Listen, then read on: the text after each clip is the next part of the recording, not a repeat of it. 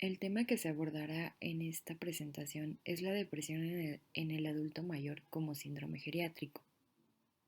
Como introducción, sabemos que la depresión es el trastorno afectivo más frecuente en el anciano y una de las principales causas de consulta médica. El ánimo triste no forma parte del envejecimiento normal, por lo que no debe ser un acompañamiento natural de este. Dentro de los factores de riesgo que destacan son el duelo, los trastornos del sueño, la presencia de alguna discapacidad, la presencia de algún episodio depresivo previo, el género femenino, la demencia y algunas condiciones médicas crónicas.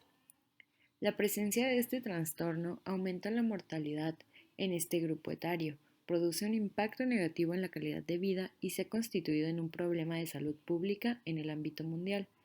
También se sabe que los adultos deprimidos tienen un funcionamiento igual o peor que aquellos que padecen enfermedades médicas crónicas. Por todo esto, el diagnóstico y el tratamiento de la depresión es de vital importancia en el anciano. En lo que respecta a la definición, podemos definir que la depresión es un trastorno mental que caracteriza por presencia de tristeza, anedonia, que se entiende por anedonia cualquier falta de interés hacia trabajo o actividades diarias que anteriormente proporcionaban interés, sentimiento de culpa, sensación de cansancio y falta de concentración. Este es un trastorno del ánimo con una presentación temprana en la edad y en la vida. Tiene una mayor incidencia en lo que viene siendo la vejez y es cuando se diagnostica con mayor frecuencia. No se debe atender como parte del envejecimiento normal, puesto que esto nos podría llevar a cometer distintos errores en cuanto a diagnóstico y obviamente tratamiento si se le toma de tal manera. Siguiendo con la incidencia de esta patología, los datos que la OMS maneja en torno a la salud mental de los pacientes geriátricos indica que un 25% de ellos presentará algún trastorno psiquiátrico, siendo el más frecuente o el más común la depresión hasta los 75 años. En México, en un estudio realizado en el 2013, señala que esto también puede variar entre un 26 y un 66%. Sin embargo, la guía de práctica clínica señala que es importante tomar en cuenta que hay varios factores que difieren entre los adultos. Por ejemplo, factores demográficos del paciente, como el hecho de tener enfermedades o comorbilidades. Ello aumenta en un 40% la probabilidad de que un adulto mayor presente esta patología, a comparación de ancianos que viven en comunidades, que ellos llegan a presentarlo solo en el 10%. También está reportado que es una patología que se da más en mujeres que en hombres. Dentro de los factores sociales, el aislamiento del adulto mayor puede provocarla o agravar una ya existente, o cuando han perdido a su familiar o una pareja, contrario a un envejecimiento activo donde conviven con sus amigos o tienen un trabajo o el hábito de leer. Por mencionar también factores económicos, es más probable que un adulto mayor de bajos recursos presente esto a uno cuidado por la familia. Bueno, ahora vamos a hablar de las manifestaciones clínicas, entre las cuales la más temprana vamos a encontrar que es la anedonia, caracterizada por el desinterés o la apatía de nuestro paciente frente a actividades que le gustaba hacer con anterioridad. Cambios en el humor, como irritabilidad o enojo, además de sensación de preocupación, ansiedad o nerviosismo, que se van a manifestar como somatizaciones. Las más frecuentes son cefaleas tensionales, diarrea, meteorismo, dolor abdominal, sensación de bolo esofágico, tensión muscular, etc. Puede existir una pérdida de peso asociada a la pérdida del apetito o disminución del mismo, un deterioro cognitivo y o alteraciones de la memoria que van a ser referidas por el acompañante de nuestro paciente como un pensamiento lento. En el paciente se puede desarrollar la sensación de inseguridad o de infravaloración que se va a ver manifestada por los autorreproches. Pueden presentarse también actitudes obsesivas y o compulsivas, aislamiento social problemas con personas de su entorno. Esto va a cambiar dependiendo de cada paciente, ya que sabemos que algunos viven con su cónyuge, con la familia, con algún cuidador o dentro de alguna institución. Además que hay adultos mayores que viven solos.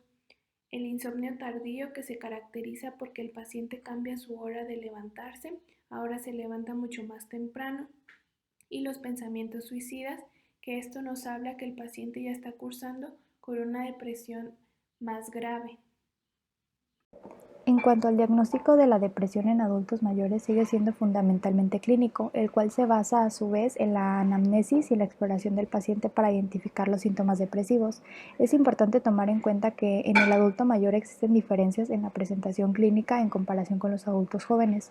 Es importante realizar una correcta historia clínica donde se deben recoger los antecedentes de enfermedad depresiva que haya tenido en el pasado el paciente o alguno de sus familiares de primer grado.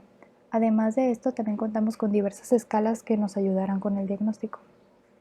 Según la DSM-4, el diagnóstico de depresión mayor se efectúa con el hallazgo de 5 o más de los siguientes síntomas, siendo obligada la presencia de los dos primeros. Dentro de estos síntomas se encuentra el estado de ánimo depresivo la mayor parte del día, la pérdida de interés de actividades previamente placenteras, el aumento o pérdida de peso, la agitación o lentitud psicomotriz, la fatiga o pérdida de energía, sentimientos de inutilidad o culpa, disminución de la capacidad para concentrarse y, por último, pensamientos recurrentes de muerte. La guía de práctica clínica nos propone que para realizar el diagnóstico se pueden efectuar dos preguntas. La primera es: ¿durante el mes pasado se ha sentido deprimido o sin esperanza? Y la segunda: ¿durante el mes pasado se ha sentido con poco interés o placer en hacer sus cosas? Ambas preguntas tienen una sensibilidad del 97% y una especificidad del 67%, por lo que se consideran muy útiles como preguntas claves en el escrutinio para hacer el diagnóstico de depresión. Una de las escalas que se utilizan en estos pacientes es la escala de depresión geriátrica. En esta escala existe de 30, de 15 y de 5 reactivos. Actualmente es la herramienta más útil para la detección de depresión en ancianos. Tiene una sensibilidad del 97% y una especificidad del 85%. En esta escala se considera positiva en el de 5 reactivos cuando 2 preguntas son afirmativas, en el de 15 reactivos cuando 6 preguntas son afirmativas y en el de 30 reactivos cuando 15 preguntas son afirmativas. Este test es para valorar tanto la ansiedad como la depresión. Consta de 2 subescalas, una de ansiedad y la otra de depresión, como les había comentado. La de depresión consta de 9 reactivos y sus respuestas es de sí y no. Esta prueba tiene una sensibilidad de 83% y una especificidad del 82%, y para que sea positivo se deben de tener 2 o más respuestas afirmativas en cuanto a la depresión. En el tratamiento de la depresión en los adultos mayores lo vamos a dividir en dos aspectos, que es el tratamiento no farmacológico y el farmacológico. De manera general, quiero decir que la depresión es tratable en el 65-75% de los casos, requiriendo un abordaje biopsicosocial que se combina con farmacoterapia y psicoterapia, y teniendo como resultado una mejoría en la calidad de vida y la capacidad funcional, recalcando la salud y la longevidad. En el tratamiento no farmacológico vamos a utilizar en primera instancia la terapia cognitivo-conductual, ya que ha demostrado ser efectiva en pacientes ancianos deprimidos.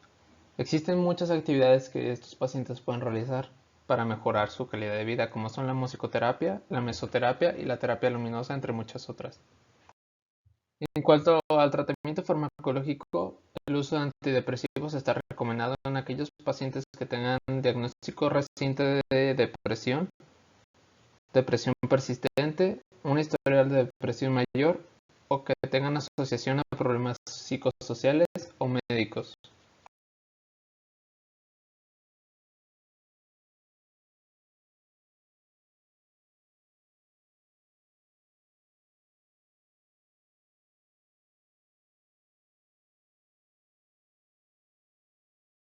Los inhibidores selectivos de la receptora de serotonina son los medicamentos antidepresivos de elección en todos los tipos de depresión en el adulto mayor.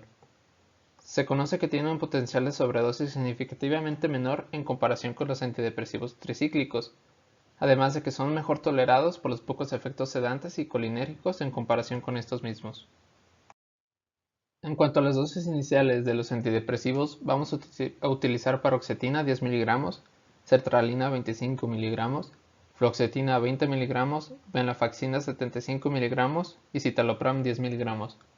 Es importante recalcar que la fluoxetina la vamos a utilizar como profilaxis en la depresión post-evento cerebrovascular. En el seguimiento de los pacientes con depresión que ya están siendo tratados se requieren de 2 a 6 semanas de terapia para obtener una respuesta clínica con cualquier fármaco antidepresivo que hayamos utilizado. Además de que la recuperación de un episodio depresivo va a tomar entre 6 a 12 meses para poder remitir. Y únicamente 40 de los pacientes tienen una remisión completa con el primer agente suministrado, que en este caso sería el fármaco.